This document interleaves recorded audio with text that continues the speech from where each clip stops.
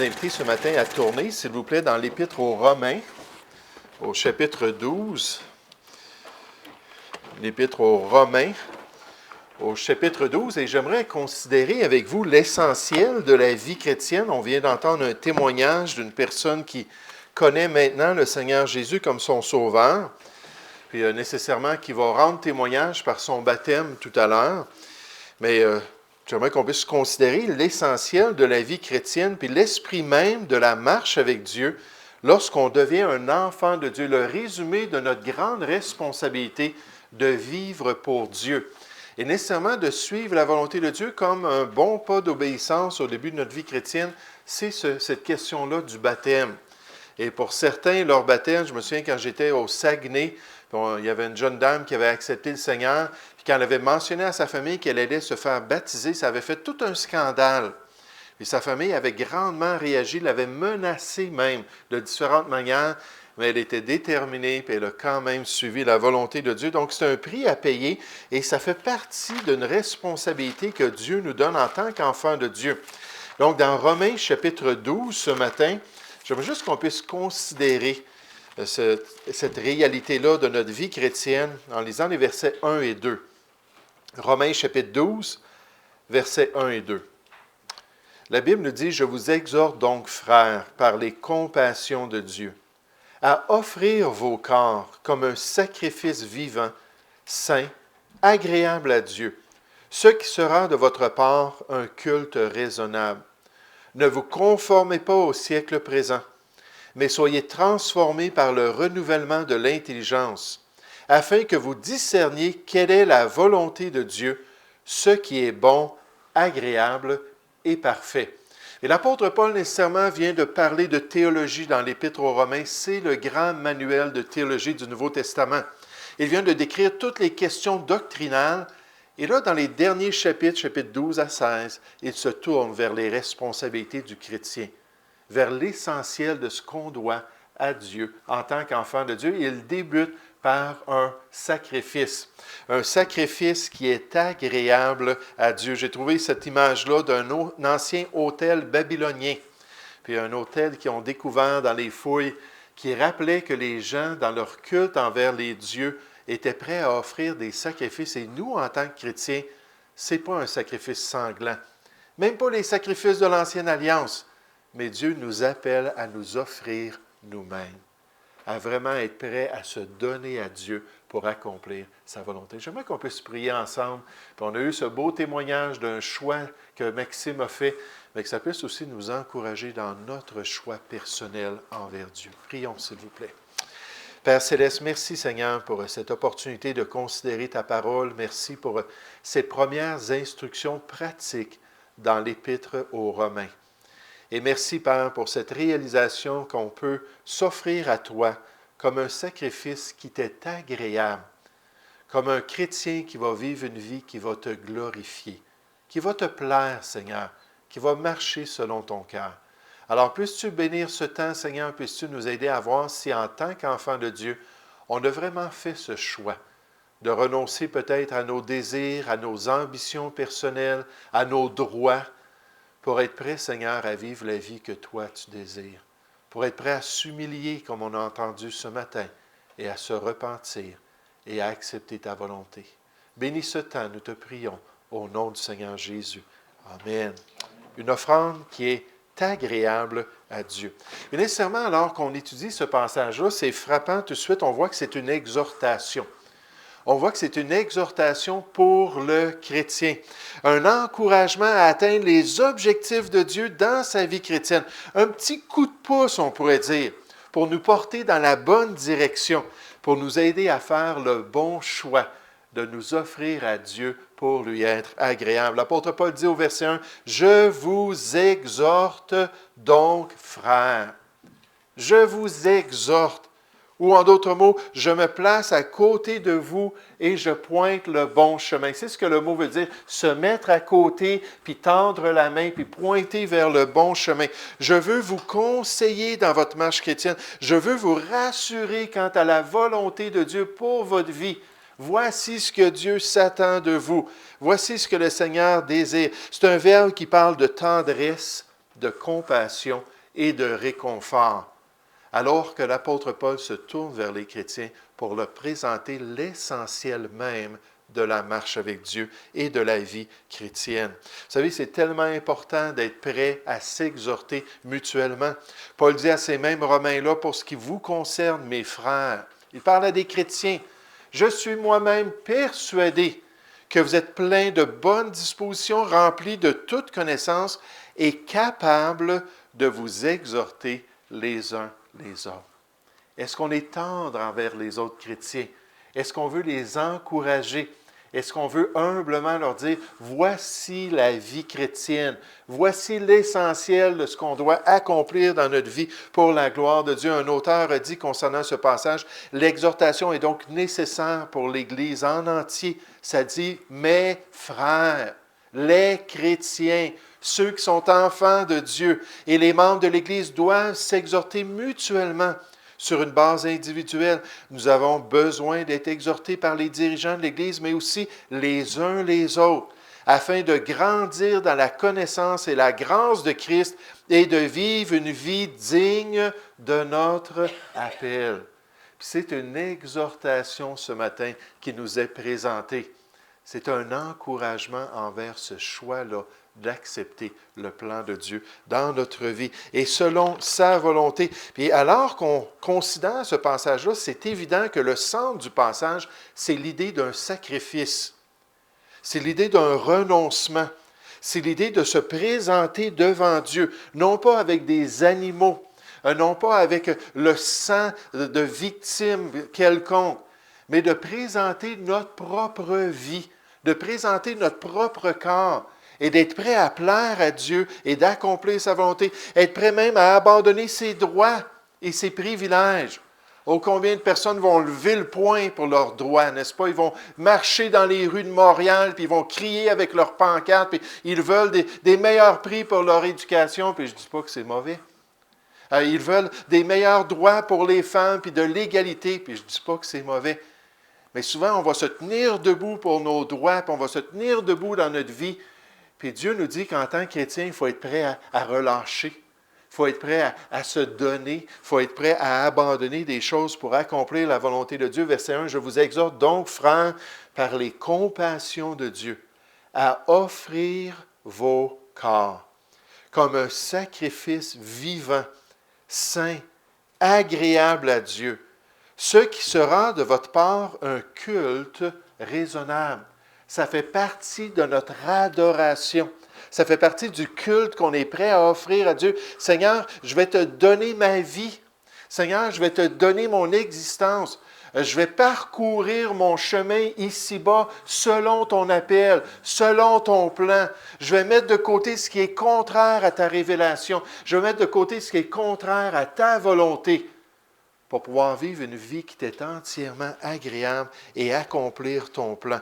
Puis vous savez, le chrétien est appelé à une telle vie. L'enfant de Dieu est appelé à un tel renoncement. Il est appelé à être prêt à se donner entièrement à Dieu. Jésus a dit à ses disciples pendant son ministère, puis il dit à tous, si quelqu'un veut venir après moi, qu'il renonce à lui-même. Qu'il renonce à lui-même. Oh, un des plus bels exemples que j'ai entendu dans ma vie venait de mon pasteur, qui, pendant des années, Dieu l'avait appelé au ministère. Maintenant, il avait étudié au cégep, puis il s'en allait dans les sciences naturelles, puis il voulait faire une carrière dans cela, mais Dieu avait dit, non, non, je veux que tu prêches ma parole. Je veux que tu sois là parmi mon peuple, et que tu sois un berger parmi mon peuple. Puis à chaque fois qu'il s'arrêtait à cela, il y avait une grande crainte qui s'emparait de son cœur. Puis là, il pensait l'Afrique, le chaud. Mon pasteur vivrait au pôle Nord, il serait bien content. Éric, des fois, me dit ça, qu'il aime ça, le froid. Quand c'est frais puis froid, là, il est bien. Il est comme ça, mon pasteur. Lui, là, il s'en allait à Malartic ou s'en allait à Tadoussac ou n'importe où. Là.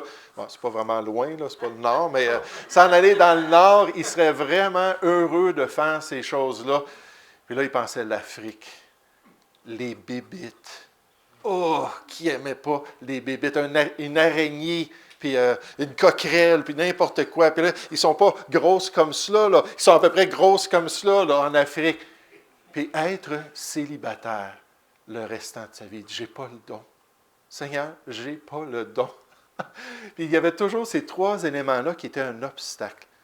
Jusqu'à temps où il arrive dans son cœur à cette compréhension que Dieu l'aimait, que sa volonté était bonne, qu'il pouvait se confier en lui. Il dit, Seigneur, j'y vais. Envoie-moi n'importe où. Puis là, il a été envahi par une paix qui est venue s'installer dans son cœur. Puis tout de suite, c'est devenu clair que c'était au Québec, que c'était sans trop de bébites, puis que ça allait être avec une épouse. Mais voyez-vous, des fois, on résiste à la volonté de Dieu. On ne veut pas se confier dans le Seigneur. On ne veut pas accepter le plan de Dieu. Jésus dit, il faut arriver à renoncer à nous-mêmes, à porter notre croix, puis il dit, à être prêt à perdre notre vie. Si vous voulez garder votre vie, si vous tenez à votre existence, puis vous voulez faire votre volonté, puis vous avez vos ambitions, puis vous vous attachez à ces choses-là, Dieu dit, vous allez perdre votre vie. Parce que le temps va passer, les opportunités vont s'en aller, puis un jour, vous allez arriver à la porte de l'éternité, puis la mort, la Bible nous dit, c'est le rendez-vous de tous les vivants. Puis vous allez arriver à la porte de l'éternité, puis vous allez regarder en arrière, vous allez dire, c'était ma vie, mais ce n'était pas la vie que Dieu voulait. Puis Dieu nous appelle à renoncer. Jésus a même dit à ses disciples, ainsi donc, quiconque d'entre vous ne renonce pas à tout ce qu'il possède, à tous les éléments de sa vie, hein, mon mari, mes enfants, ma carrière, n'importe quoi qu'il y a dans ma vie. Seigneur, comme Abraham, si je ne suis pas prêt à t'offrir Isaac, le fils que j'aime tant, puis je ne suis pas prêt à te donner ces éléments-là de mon cœur, puis à faire de toi tout mon délice. À ce moment-là, Jésus a dit, tu ne peux être mon disciple. Parce qu'un disciple de Jésus va suivre le Maître avec un esprit de renoncement, un esprit d'abandon pour accomplir la volonté de Dieu. Vous savez, quand je pense au baptême d'eau, je pense à cette idée-là du sacrifice. Puis ici, dans le passage, on nous dit d'offrir notre corps comme un sacrifice. Puis c'est vraiment un des sacrifices dans la loi. Il s'appelait le sacrifice entier ou l'Holocauste. L'Holocauste, on prenait tout l'animal en entier, puis on le brûlait complètement. Il ne restait pas aucune partie. Je sais qu'il y en a des gens qui ne mangent pas de viande, puis ainsi de suite. Ce n'est pas ça le débat, là. Mais il ne restait pas aucune partie à consommer. On ne profitait pas du tout de l'animal. On l'offrait entièrement pour la gloire de Dieu, pour que ce soit une senteur qui monte dans la présence de Dieu et qui lui soit agréable. Puis là, on nous dit, là, prends ta vie, là, puis offre-la totalement. Donne-moi-la entièrement. Cette dame, vous vous rappelez, je vous avais dit ça, elle avait illustré ça, le cheminement que Dieu avait fait dans sa vie à une maison. Puis elle dit, quand j'ai été sauvé, j'ai dit à Jésus, viens dans le salon, puis viens dans la cuisine, regarde comme c'est tout propre. Puis là, au fur et à mesure que j'ai grandi, Jésus a dit, oui, mais qu'est-ce qu'il y a dans cette chambre-là? Puis qu'est-ce qu'il y a dans ce placard-là? Puis, hey, j'aimerais ça aller voir le sous-sol, même le grenier, là. Puis elle dit, j'ai résisté pendant des années à ces éléments-là de ma vie. Puis à un moment donné, elle dit, j'ai pris les clés. J'ai dit, tiens, Seigneur, fais le tour de la maison. Elle t'appartient. Et quelle joie, et quelle liberté, et quelle paix on a lorsqu'on se consacre comme ça au Seigneur pour accomplir sa volonté, pour le glorifier ici-bas. Puis quand les gens se faisaient baptiser après être sauvés, j'ai parlé de des gens qui payent un prix. Des fois, c'est le rejet de la famille, la moquerie des amis, peut-être même des problèmes à d'autres niveaux. J'aimerais vous dire, historiquement, au 1er siècle, 2e siècle, 3e siècle, ça pouvait être la perte de la vie. Puis quand on se faisait baptiser, souvent, il y avait des soldats qui nous attendaient sur la rive, puis nous amenaient pour nous faire condamner et exécuter. Pour qu'on soit un des piliers qui éclairaient les festins de Néron. Alors qu'on nous mettait sur un poteau, puis qu'on cousait sur nous de la peau d'animal, qu'on mettait de la graisse de ça, qu'on allumait la graisse, puis que finalement le chrétien était là pour éclairer les festins d'un roi païen. Mais c'était le genre de prix que les chrétiens étaient prêts à payer. Des fois, c'est humiliant. Des fois, il faut admettre qu'on n'était pas sauvé, comme Maxime a fait. Puis admettre que j'ai besoin de glorifier Dieu par mon baptême. Et dans ce passage, on voit que c'est une exhortation pour le chrétien. Tous les chrétiens Tous ceux qui connaissent la grâce de Dieu. Deuxièmement, on voit que c'est un sacrifice personnel, mais surtout, ça implique une non-conformité. Une non-conformité envers le monde. Dans le monde, si vous écoutez TVA, si vous écoutez la radio, si vous lisez le Journal de Montréal, il n'y a pas une page qui apparaît une fois de temps en temps. En passant, n'oubliez pas de donner votre vie à Dieu. Ou en passant, là, c'est quelque chose qu'on doit vous dire à quelques reprises à TVA, là, que c'est très important, là, encore une fois, cette année, de vous tourner vers Dieu, puis lui offrir votre vie, chercher sa volonté, puis renoncer à vous-même, puis accomplissez le plan de Dieu. C'est non conformiste comme attitude.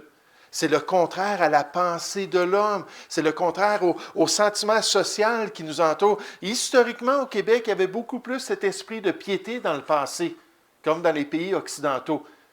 Mais aujourd'hui, c'est plus de l'impiété. C'est plus de la résistance. Puis quand on fait ça, on devient non-conformiste. On va à l'encontre des désirs de la chair de l'homme pour accomplir le plan de Dieu. Verset 1, « Je vous exhorte donc, frères, par les compassions de Dieu, à offrir vos corps comme un sacrifice vivant, saint, agréable à Dieu. Ce qui sera de votre part un culte raisonnable, c'est bien réfléchi, vous voyez que c'est le plan de Dieu. Ne vous conformez pas au siècle présent. Mais soyez transformés par le renouvellement de l'intelligence, afin que vous discerniez quelle est la volonté de Dieu, ce qui est bon, agréable et parfait. » Et pour ne pas être conforme au siècle présent, ça prend du discernement. Pourquoi? Parce que dans le siècle présent, il y a des gens qui ont des lunettes. Dans le siècle présent, il y a des gens qui ont des vêtements. Dans le siècle présent, il y a des gens qui conduisent des voitures. Dans le siècle présent, il y a des gens qui ont des familles. Qu'est-ce que ça veut dire? Ne pas être conforme. On nous parle d'un moule ici. Le moule du Dieu de ce siècle. Le moule de Satan qui vient exciter les gens à se détourner de la volonté de Dieu, qui produit les convoitises de la chair, les convoitises des yeux, puis l'orgueil de la vie, qui font partie du siècle présent, d'après 1 Jean chapitre 2 au verset 15. Tout ce qui s'élève contre la volonté puis l'appel de Dieu sur l'être humain. Puis la Bible dit qu'il faut être prêt à s'offrir à Dieu, puis il faut être prêt à être différent, même si ce n'est pas toujours facile, même si ce n'est pas toujours quelque chose qui est agréable. Un chrétien, c'est quelqu'un qui est différent dans sa moralité, dans ses valeurs. Un chrétien, c'est quelqu'un qui ne cherche pas à gagner en popularité et en faveur aux yeux des hommes. C'est une personne qui poursuit la volonté de Dieu, et la Bible nous dit en fuyant la corruption qui existe dans le monde par la convoitise, en n'aimant pas le monde ni les choses qui sont dans le monde, en s'abstenant des souillures qui sont dans le monde, pour pouvoir glorifier Dieu par sa vie, pour pouvoir porter de bons fruits, comme Maxime mentionnait tout à l'heure. Pouvoir vraiment être différent dans notre conduite. Un chrétien joyeux, un chrétien qui a une maîtrise de soi, un chrétien qui n'a pas toutes sortes d'accoutumances, un chrétien qui est victorieux par la grâce de Dieu, un chrétien qui est un bon témoignage dans son entourage, puis un chrétien qui est stable et constant dans sa marche chrétienne, pour pouvoir glorifier Dieu et l'honorer. Je lisais cette semaine concernant une dame qui s'appelle Aimee Semple McPherson. Cette dame-là, c'était une prophétesse ou une pasteur dans les milieux charismatiques au Canada et aux États-Unis. Puis, elle a développé la première église qu'on appelle une méga-église dans les années 20. Quand j'ai appris ça, j'étais vraiment surpris. C'est le Temple Augustus en Californie. Donc, c'était un immense bâtiment, puis ils avaient des milliers de personnes qui assistaient là. Et c'était elle qui était la pasteur seigneur, on pourrait dire. C'était elle qui était la prophétesse. Puis à un moment donné, pendant qu'elle était là-bas, en Californie, elle est allée se baigner sur une plage qui s'appelle Venise. Puis pendant qu'elle était sur la plage, à un moment donné, les gens ont regardé dans l'eau, puis elle est disparue. Ils ne la voyaient plus nulle part. Donc, les amis, tout ça, ont commencé à chercher dans l'eau son mari, se demandaient qu'est-ce qui est arrivé avec cette femme-là. Et puisqu'elle était une star des milieux évangéliques à cette époque-là, ça a été assez connu qu'elle ait disparu. Puis là, l'Église a fait un deuil, les gens ont fait une cérémonie d'adieu, ils ont dit un requin est venu la chercher ou elle s'est noyée, puis le courant a amené son corps, puis là, on n'a pas retrouvé son corps. Puis là, ils étaient certains qu'elle était décédée. Quelques semaines plus tard, elle est apparue. Elle est venue cogner chez des gens de l'Assemblée. Puis elle a dit qu'elle avait été kidnappée, elle avait été amenée au Mexique par des contrebandiers, puis qu'elle était emprisonnée là-bas. Là, je ne me souviens pas des détails, c'était quoi l'objectif pour qu'elle devienne une esclave du sexe ou quoi que ce soit, mais elle avait été enlevée, puis qu'elle avait réussi à sortir de leur emprise, puis marcher à travers le désert du Mexique et de la Californie et se rendre jusqu'à Los Angeles, où elle habitait. Puis Dieu lui avait permis de survivre. Fait que là, les gens, ça a fait encore dans les médias aux États-Unis, tout le monde a parlé de cette situation-là, jusqu'à temps que quelques personnes se présentent pour dire, vous savez, pendant toutes ces semaines-là, elle était dans telle et telle ville. Puis là, ils ont donné le nom de la ville, je ne me souviens même plus du nom, mais elle était dans une telle et telle ville, pas loin de Los Angeles, chez son amant. Puis on est témoin qu'elle était là. Un des techniciens de son poste de radio qu'elle avait développé, qui était supposément chrétien. Et elle avait mis sa famille, son mari, ses enfants de côté pendant quelques semaines pour aller vivre ces semaines-là avec son amant. Puis là, on entend ça, puis on dit, est-ce que c'est des fruits dignes de Dieu? Est-ce que c'est non conformiste envers ce qui est populaire dans le monde? Même à cette époque-là, ça a été un grand scandale. Pourquoi? Parce que c'était une femme qui se disait servante de Dieu. En tant que chrétien, Dieu veut nous exhorter ce matin. Dieu veut nous encourager à être différents. Dieu veut nous encourager à ce choix-là de nous offrir nous-mêmes pour accomplir la volonté de Dieu. Et peut-être pour vous, ça va être l'Afrique avec des bébites et le célibat. Je ne le sais pas. Mais d'une manière ou d'une autre, Dieu veut qu'on lui fasse confiance. Dieu veut qu'on comprenne qu'il nous aime et qu'il veut notre bien. Et sa volonté, quand on aime Dieu, n'est pas pénible. Puis on doit s'offrir à Dieu pour accomplir sa volonté. Mais dernièrement, il ne faut pas avoir peur d'être non conformiste. Il ne faut pas avoir peur d'être différent. Des fois, je parle avec des gens, puis quand ils apprennent que ça fait 31 ans que je n'ai pas consommé de drogue et que je n'ai pas bu de boisson, ils disent franchement, ça a dû être pénible. Ça a dû être plate toutes ces années-là. Qu'est-ce qui se passe? Je leur dis non. Au contraire. La joie de Dieu a toujours été là. Ma famille et mes amis ont toujours été avec moi. Puis j'ai pu accomplir la volonté de Dieu. Mais de ne pas avoir honte de faire des choix moraux et de développer des valeurs qui glorifient le Seigneur pour que notre vie soit une offrande qui est agréable à Dieu. Et là, au lieu d'arriver à la fin de notre vie pour au rendez-vous de tous les vivants, puis de regarder en arrière et de dire c'était ma vie que j'ai vécue, non, on peut pouvoir dire que c'était la vie que Dieu voulait. C'était ce qu'il désirait pour ma vie. Un auteur a dit, il n'est pas fou, celui qui renonce à ce qu'il ne peut garder réellement pour obtenir ce qu'il ne pourra jamais perdre. La récompense de Dieu à cause qu'on a vécu la vie qu'il désirait pour nous. Nous allons prier ensemble. Père Céleste, merci beaucoup, Seigneur, encore une fois, pour ton amour. Merci pour ta parole. Merci pour ta tendresse, pour ton encouragement. Merci, Seigneur, que malgré qui nous sommes, toi, tu nous aimes inconditionnellement. Seigneur, tu veux toujours nous aider à aller de l'avant, toujours nous aider à faire les bons choix. Et alors qu'on regarde le témoignage de Maxime qui va se faire baptiser dans un instant, je te prie que ça puisse nous rappeler personnellement ce choix-là qu'on doit faire chacun de nous, pour vivre une vie qui est un sacrifice agréable à ta personne. Seigneur, s'il y a quelqu'un ce matin qui ne te connaît pas encore comme sauveur et qui n'a pas accepté le sacrifice ultime, je te prie qu'il puisse ouvrir son cœur et dire oui à Jésus. Et s'il y a un chrétien qui résiste à ton appel et qui ne veut pas accomplir ta volonté, qui désire être populaire dans ce monde, qui veut avoir l'acclamation de l'homme et qui refuse d'être non conformiste, Père, on ne parle pas d'être marginal à l'extrême. On parle juste de mettre de côté les pratiques et les croyances qui ne te glorifient pas. Aide-nous à faire ce choix, je te prie, au nom de Jésus. Amen.